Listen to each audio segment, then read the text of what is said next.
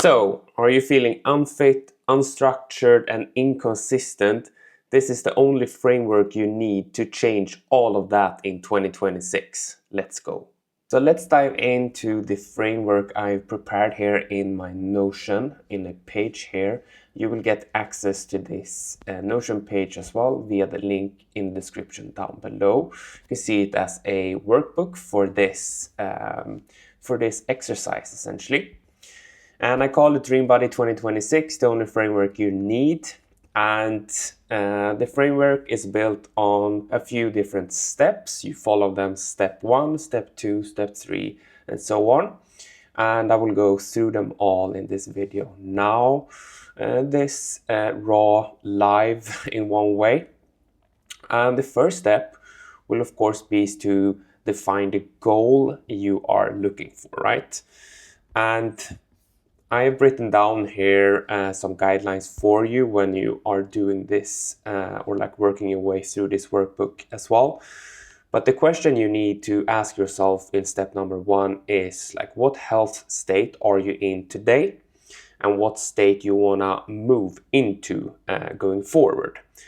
So the first exercise for you will be to define your current state, and you have to be truly honest here. And here are some recommendations you can fill out, like how are you feeling that your energy are during your days. Some days maybe you have more energy and some days you have less energy. And what would you say maybe your average energy is? How is your body composition look like today? Maybe add a photo as well and a date. Your fitness level, structured routines you have today, your confidence in your current state. Very important to define where you are today and have that documented. And then you also want to think of or answer the question of like, what is your desired state in 12 months? Like I try to see, like you have to have a long-term vision in this, right? And a 12-month vision is a great length to improve a lot in your life, and especially when it comes to your fitness level and how you are feeling in your body.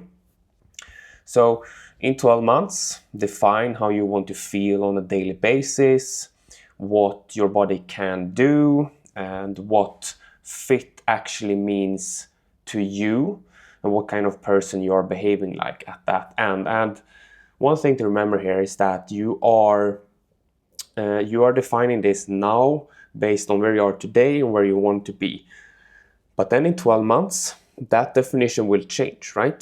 So what fit actually means to you today will not mean the same in 12 months.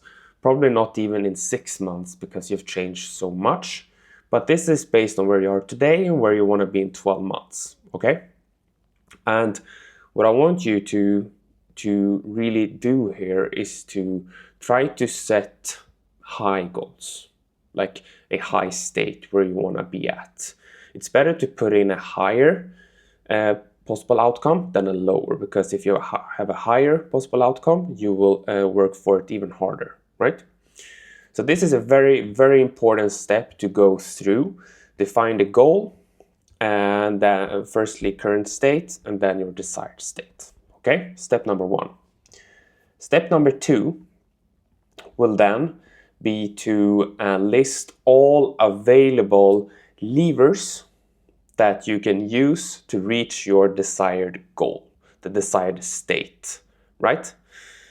And here you could just write down every possible way, activity that you can do to reach that desired state. And no judgment here, just list whatever comes to mind, okay?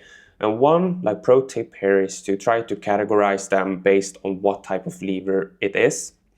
And you can see I've put in a few examples here based on 3 different categories. First one being like training related levers, second lifestyle related levers, and the last one structure levers. And I prepared a few examples here as well. Like when it comes to training, you have these standard like normal ones, you know, the gym one, running, cycling, swimming, classes, group training, home workouts, personal trainer. All these different type of ways will get you towards your desired goal, right? And important here is that not all of them are a good match as opposed to where you want to be. Okay, so let's assume you want to be able to, you want to be a great runner. Maybe then swimming is not the lever for you, but it's still a way of getting yourself to become a lot more fit and a lot more healthy, right? Then you have lifestyle levers such as nutrition changes, meal prep, sleep routines, steps per day, alcohol reduction. And then structural levers are like training plans, coach, community, accountability in any form, signing up for a race, a fixed deadline. And as you can see, these are just a bunch of different levers that could help you to reach your desired state. And everyone has a different type of desired state as well. And then I have a few more here. You can like add a lot of different levers, right? You have 75 hard, walking, hiking, skiing, team sports, fitness apps, tracking calories, wearables, morning routines, run clubs, online programs, challenges, you name it, right? But the important factor here in this step is to just list everything that comes to your mind. Everything, because in the next step, we will identify the ones that are truly moving the needle towards that goal. Okay, and that brings us to the next step, and we call it that you want to identify your asymmetrical levers, which are the levers that, like in one way, you choose that lever and it requires the least amount of effort, but you get the most amount of result from it. And in this case, when it comes to maybe the health space, I would say like which lever gives the most result for the least ongoing effort. And the key idea is that not all levers are equal. Like same effort doesn't equal same result, and some levers create second order benefits. And I've highlighted that one blue because this is a very important point in this. Like some levers, let's say a race. In one way, I'm very pro signing up for a race since I'm doing Ironmans and triathlons myself, and I am an endurance coach. I'm very pro signing up for a race, right? But what it gives is that you sign up for a race, you pay for it and all of that. But in order to reach the finish line of that race, you have to have a training plan. You have to be able to time manage like the training, your work, all the other stuff you have in life. You have to time manage that in your calendar so you will become more structured. You need to think of recovery, so you need to sleep good, you need to eat better to be able to recover and also become better.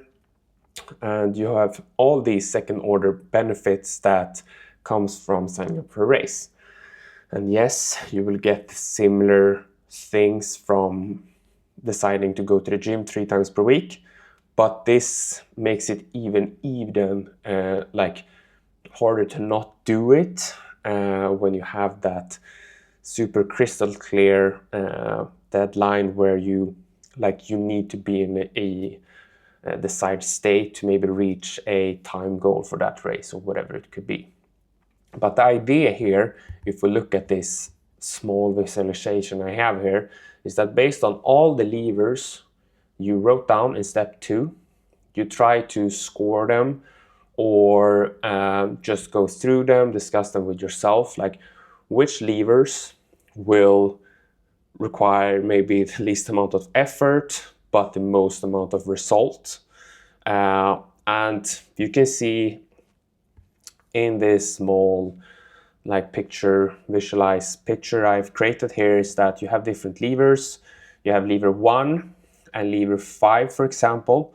They require the same amount of effort, but they end up having completely different results. Lever 1 will get you 5 steps forward. Lever 5 will take you 5 steps backwards, but with the same result. And the overall idea here is that you want to try to locate the levers that will give you the most result in return. So like some may get you only 2 steps forward, some get you 4 steps, some get you 10 steps, and some get you maybe 12 steps. But important factor here is that you have to look at both the ones that brings you 10 steps and 12 steps, the amount of effort that is needed to get those steps. Let's say the 12-step version requires a lot of energy, maybe double the amount of energy and effort related to the 10-step version. It's not maybe that wise to take this step, maybe because it will take a lot more longer time to reach that end result, and maybe you get burned out along the way. But the idea is to find the levers that will give you the most result back by like putting in the least amount of effort. And in the health space, I try to see it in this, like the asymmetrical health levers, they often reduce decision fatigue, force consistency, create automatic structure, and change your identity, not just your behavior. And as I wrote in the red here, like in theory, you shouldn't need these levers. Maybe in practice, most people do. And all these 4 points, reduce decision fatigue, consistency, structure, identity, shift, they are all second order benefits from your chosen lever. And as you can see, like signing up for a race will check mark all of them. You will have all of these second order benefits by signing up for a race. But that's step number 3, very, very important to make sure you put your energy into your right levers that will actually bring you closer to your desired state. What happens next? Step number 4 is, of course, that you need to concentrate your energy on the asymmetric levers or lever that you have chosen in the previous step. So you have a few questions you can ask yourself, or at least one, like how exactly will you spend your energy? And here you can like define firstly your constraints. How do you live your life? Like work hours, family life, recovery capacity, experience levels prior to this in terms of maybe if it is cycling you are pursuing or whatever it could be. Defining those and then converting that into actions and like actionables. And a very simple format you can use is based on how your average weekly calendar is looking. You can decide that I have 6 possible spots in my calendar in which I can exercise. And I have about 6 hours in total each week I can exercise. And the last point there, non-negotiable days, and then I write like same training days every week. I think this is a very good way of getting starting with something and then continuing and being consistent over a long period of time. Try to stick to the same days each week and the same type of discipline each week. Then you have to adjust the specific session you do, right? But let's say you always run on Tuesday, Thursday, Saturday, for example, and then you bike on Wednesday, Friday, and Sundays. So you always have the same structure, because then you can build up routines, habits that optimizes that training. But this is a very basic format you can use.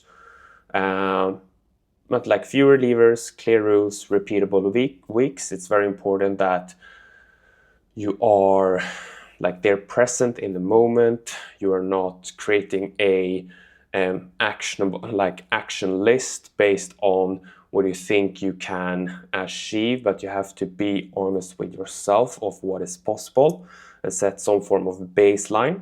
Then everything above is just a plus.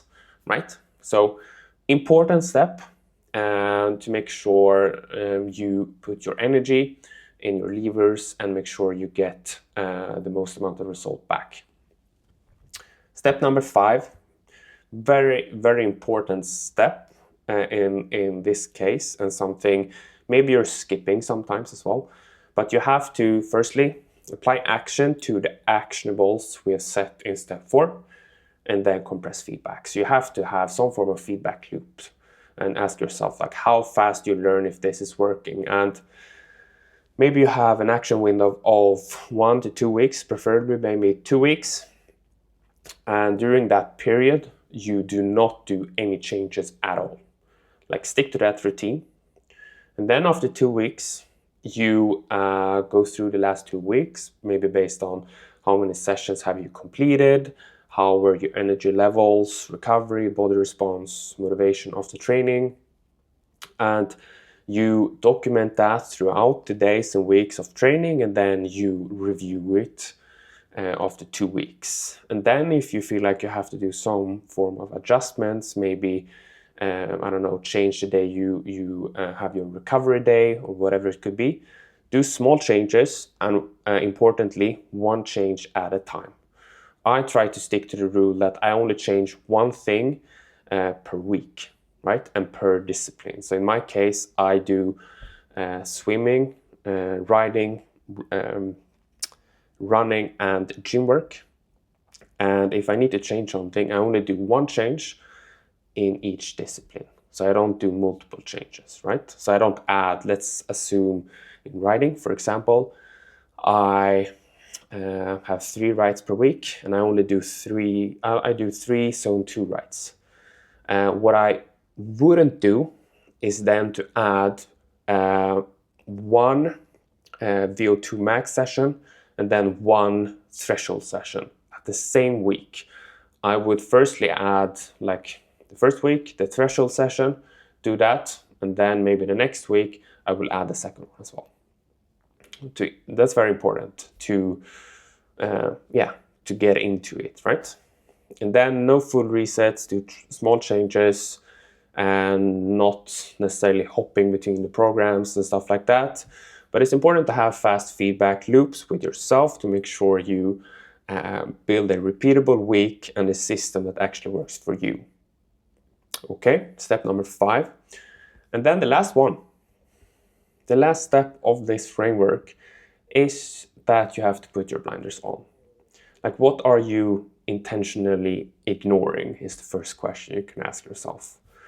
Like, the blinders on, they mean no new goals, no new programs, no consistent optimization. Like every day, you have to have maybe 1 or 2 weeks at least on like the framework you have. No daily negotiation. Show up, do the work, and then continue with the rest of your day. And you've already decided, right, upon your desired state and how you will get to that. So now you have to go through these 4 different points of executing, reviewing, adjusting, and then repeating. And a 12-month period might seem long, but a 12-month period gives you enough time to make some real progress slowly and steady without overstressing, like burning out, and do it in a healthy way. And the closing note is that you don't need more motivation, you need fewer decisions and just better levers that have these second order benefits that you get out of the levers. So this is the framework that will get you from unfit, unstructured, and inconsistent to a fit and structured and just a healthy person by the end of 2026. Once again, firstly, define the goal and your current state and the desired state, which is your goal in 12 months or shorter time period or longer time period, whatever you prefer. List all available levers or ways and activities you can do to reach your desired state. Identify the ones that gives you the most amount of result by putting in the least amount of effort. Concentrate all your energy on those asymmetric levers and go all in on them. And then you, once a while, maybe every second week, bi-weekly, you review how things are going, do some small adjustments, do action again and more action, and do it all again, right? And this you continue to do until you've reached your desired state. And that's the framework I wanted to go through today in this video. And as I said, you get access to this Notion page via the link down below, so you can fill it out. And this might seem like a big deal to do, because then when you have decided upon like what levers and asymmetric levers you have, maybe it is by signing up for a race, that the next step is then to actually map out the training plan and everything around that to make it personalized based on your life. And that might seem like a big thing as well, and I can help you with that if you want to have a personalized plan that keeps you accountable. If that is the case, you have my contact information in the description down below. You can reach out, we could schedule a call, and then we can see if you and me are a great fit of working together, and then we'll take it from there. But that's it from this video. Make sure you watch maybe my race vlog from last season. It's a great motivational video. You can see how it is behind the scenes of an Ironman race. And yeah, that's it for this one. Peace.